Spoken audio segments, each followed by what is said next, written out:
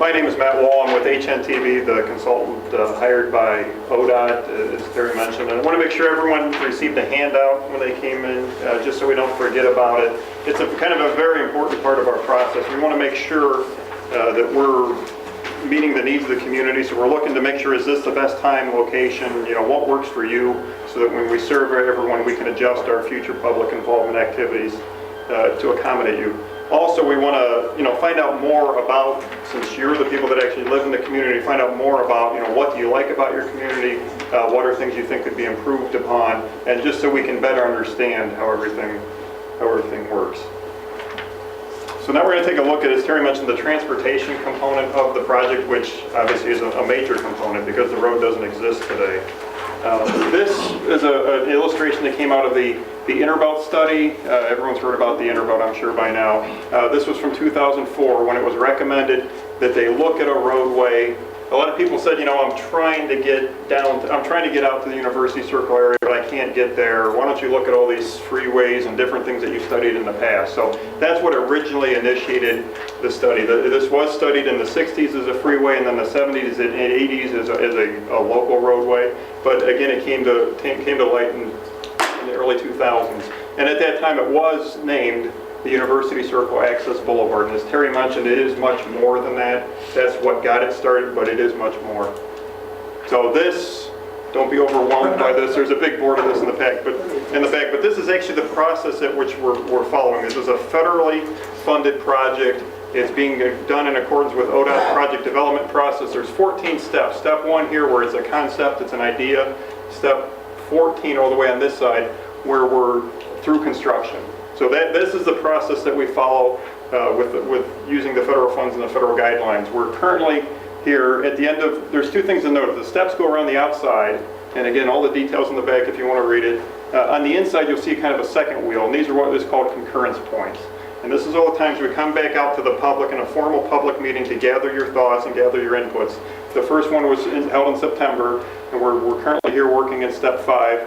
And if you read into what step 5 activities are, as Terry mentioned, we're going out, we're doing field studies, we're looking at where are there contaminated sites and where are they, because they could influence some of our project. Not saying that we're going to go around all the contaminated sites, because sometimes by going through when you clean it up and it's a benefit to the community. We're looking at, are there historic properties, are there elements of the natural environment that we should be worried about as far as wetlands or endangered species. So there's a lot of studies going on. You may have seen people out taking pictures through the neighborhood. That's what they were working on. We're also going to be doing a lot of other traffic engineering and further engineering analysis through there and developing more concepts.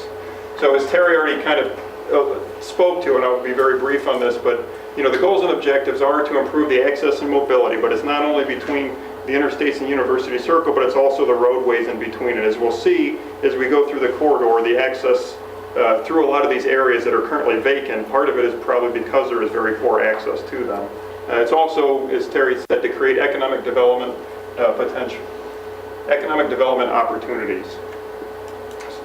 So this is another vision, as Terry mentioned, of what this road could look like. We're providing this so you can kind of get a scale. This would be closer to the west end, where we have our highest traffic volumes coming off the freeway. But what you see here, again, it's a boulevard typical section. Consider it similar to a Chester Avenue out there. But what we're seeing is, we mentioned 35 mile per hour, local street, sidewalks, bike facilities, be it an on-street bike lane, or possibly take these off the street and actually combine them into a multi-purpose trail off on one side. Again, it's the stuff we're going to be looking at to get the community's input. What would you prefer? Which side of the road would you like it on? What do you want? Landscaping elements. It comes into like what we will refer to as kind of the context-sensitive solutions. How does the road best fit with your neighborhood and meet the needs of the neighborhood?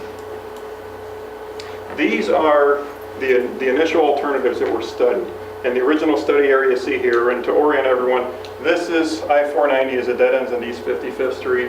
You come up to Woodland, and this green alternative actually follows Woodland out this way. Some things to note, just again to orient everyone, this is the railroad trench that kind of bisects the whole area. When they took a look at that University Circle Access Boulevard, they said, why don't we just hug that trench and kind of stay low, and maybe we could just kind of shoot through. But so this is the trench that has both RTA's Red Line and Norfolk Southern's Freight lines.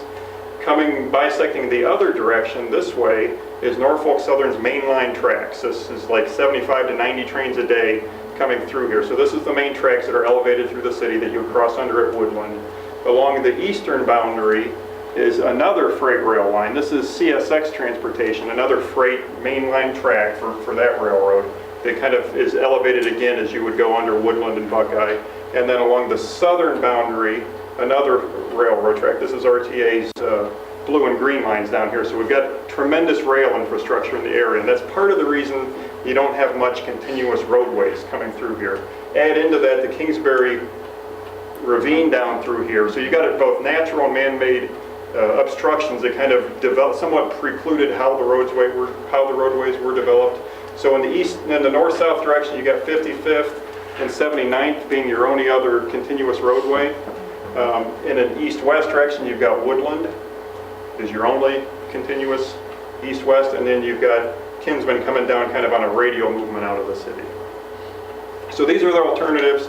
We're going to speak to them, and then we'll see how we evaluated them. But one thing not to remember, as Terry alluded to, she'll let me talk about, there is always the no-build alternative. This is a federally funded project. We will always weigh the benefits and the impacts of what we're trying to create against is it worth doing it. So we talked about this no-build alternative. You'll see 1, 2, 3, 4, but you're not just picking, I like 1 or 2, or I don't like any of them. The no-build is still out there, so consider that. Alternative 1, as we indicated, is coming up. This was what we call a kind of a minimal build alternative. We said we already have some roads. How can we improve those roads? What if we widen 55th Street and we widen Woodland, and then we make a new connection? It's actually kind of, they all come together here, but then we make a new connection just to the west of CSX, and we connect into 105th and Quincy up here. So that was the first alternative. Alternative 2 is the yellow one, and it's actually under the red through here, so bear with me here. So the red and the yellow were kind of continuous here, and what we looked at here was, well, west of 55th Street, we'll relocate the road across the rail yard and make a new intersection to the north. This was one that was done to minimize residential takes, was part of the reason this was looked at originally. And this again came out of that interval study. There are 46 sets of rail tracks through here. There's actually some rail-to-rail crossings going on under there. Some of the sidings come into the storage buildings up there.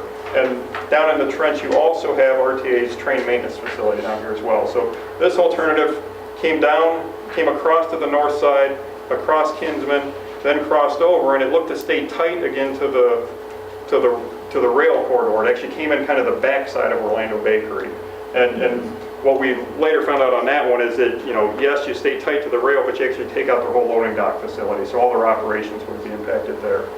So that one came down that side, went under this Norfolk Southern main line, and then again hooked up to Woodland Avenue and then went north.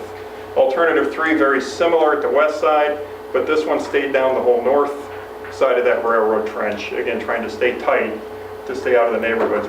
We see there's a lot of intersection with the neighborhood streets here that would be difficult due to the skew. Terry already alluded to the Juvenile Justice Center that was constructed up there. This would be in conflict with that, as well as a number there. We have cemeteries along the north side that again would be impacted. So that was alternative 3. And alternative 4 was one that really somewhat came as a result of some of the discussions of let's try to create more economic development, because as you think about that roadway, typical section, and you're up against this railroad trench, you can not only create new addresses on one side of the road, and if you actually separate from that rail trench, you can start to develop on both sides of the road. So that was some of the thought process there.